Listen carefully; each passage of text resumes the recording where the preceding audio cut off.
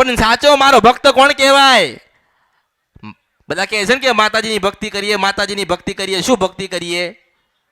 ગળા માળા છે, ભક્ત છો ને, મારા શિષ્ય છો ને, ગળામાં માળા જોઈએ. પછી આ તો રવિવાર પહેરો છે ને એવું ના ચાલે.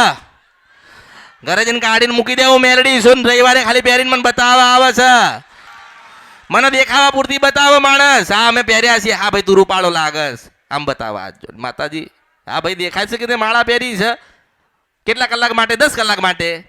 હમણાં રાત્રે 10 વાગે 11 વાગે ઘરે પહોંચે એટલે તું બહાર ભરાઈ દઈશ.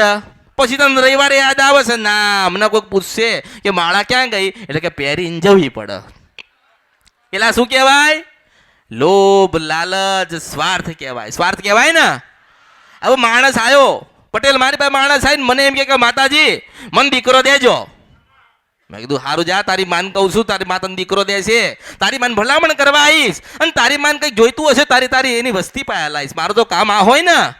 હવે માણસ 2-3 વર્ષે આવે ને માતાજી મારા ઘરે દીકરીનો જન્મ થયો તો તું કેટલી વખત મારી પાસે આવ્યો ને તારી માન કેટલી વખત હું કહેવા આવું કે માતાજી હું 2 વર્ષ પહેલા આવ્યો તો માતાજી તમે કીધું કે દીકરો થશે, પણ કે દીકરી થઈ તો તારા અવતારમાં ખોટ પડ્યો. જો તું માગવા આવ્યો ને મને ભૂલી ગયો તો તારી માતાને દીકરો ના દે. હું મેરડી છું આ કળિયુગમાં, રાજાની રાજા મહારાજા મેરડી બોલું છું. મને મળવા આવતા આશા રાખો, આશા દીકરો થાય. હે દીકરો થાય તો કે હા. તમારી માન પૂછ્યું કે હા પૂછ્યું, એ તો કે થશે કે સારું એમ. હા એટલે બધા સુખની જ આશા લઈને આવે છે. એવું નહીં કહેતા કે માં અમે એવા કાબિલ બનીએ ને અને અમે એવા તૈયાર થઈએ ને માં, અને અમારી ભક્તિ તારા સુધી ના આવે ને ત્યારે તમને સુખી કરજે. એવો કોઈ આવતો નથી.